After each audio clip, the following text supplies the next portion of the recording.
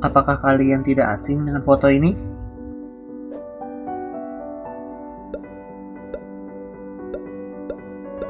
Foto-foto ini seringkali kita lihat. Tapi, apakah kalian tahu siapa tokoh yang memotret foto tersebut?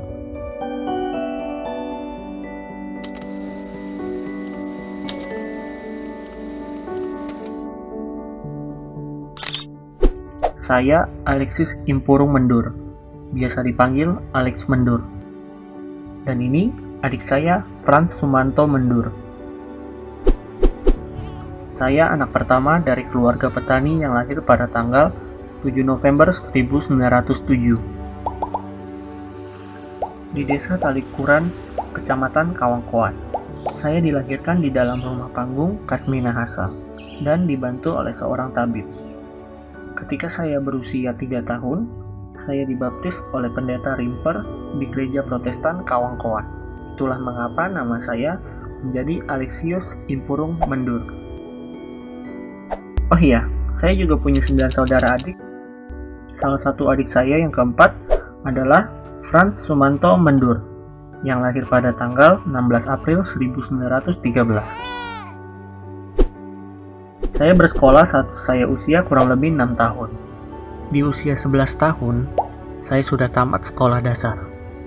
Saya tidak melanjutkan pendidikan karena keluarga saya tidak mampu untuk membiayainya. Karena saya anak laki-laki paling tua, saya juga punya tanggung jawab terhadap adik dan keluarga saya. Sampai tiba masa dewasa, saya diajak pergi ke Tanah Jawa oleh saudara saya bernama Anton Nayawan. Tiba di Tanah Jawa, saya diajarkan banyak hal oleh Anton tentang dunia fotografi selama 6 tahun. Pengetahuan ini adalah modal untuk kehidupan saya. Kemudian, saya bekerja di perusahaan fotografi milik Inggris di Bandung. Tak lama di Bandung, saya balik lagi ke Batavia dan bekerja di perusahaan alat fotografi milik Jerman. Di sanalah saya dikenalkan oleh seorang gadis asal Manado bernama Amy Agustina Wowor. Kami menikah dan lahirlah satu anak perempuan dan satu anak laki-laki. Setelah menikah, saya mencoba melamar pekerjaan di surat kabar harian Belanda, yaitu surat kabar The Java Boat, selama kurang lebih 3 tahun. Adik saya, Frans Mendur, pergi dari kampung ke Surabaya dan diangkat menjadi anak di keluarga Sumarto. Itulah mengapa dia memiliki nama tengah Sumarto. Frans menyusul ke Batavia, menemui saya untuk belajar fotografi. Lalu ia mencoba menjadi seorang wartawan di surat kabar The Java Boat.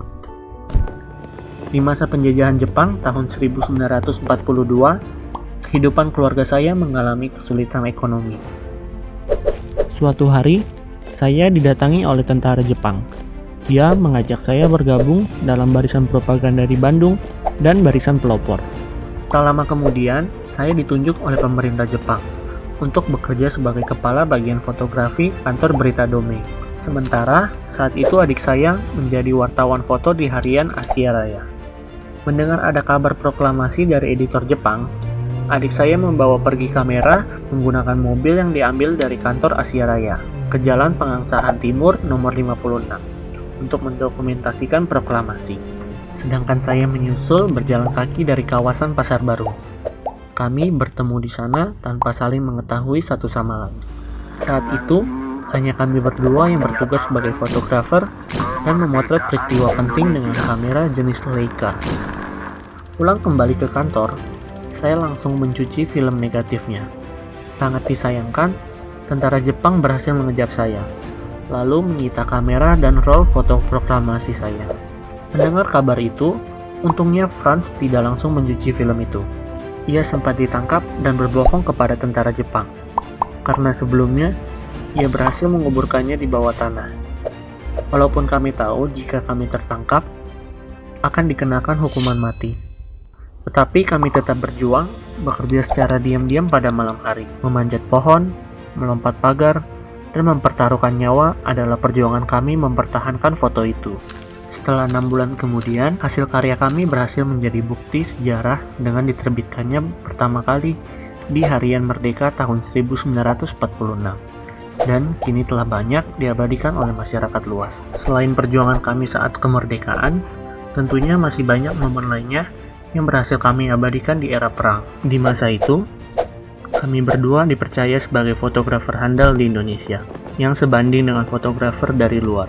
Sejak itulah kami memutuskan bekerja di bidang foto, dan terus mengabadikan perjalanan hidup Indonesia. Kami membela Republik dengan cara kami sendiri, yaitu menjadikan lensa kamera sebagai alat revolusi, dan mendirikan kantor independen berita, Indonesian Press Photo Service, pada tanggal 2 Oktober 1946, bersama-sama dengan Justus, Franz Umbas, Alex Mamusung, dan Oscar Ganda. IPOS terus berjalan hingga masa Orde Baru tiba, membuat kegiatan IPOS terhambat oleh peraturan sensor, intimidasi, dan stigma negatif.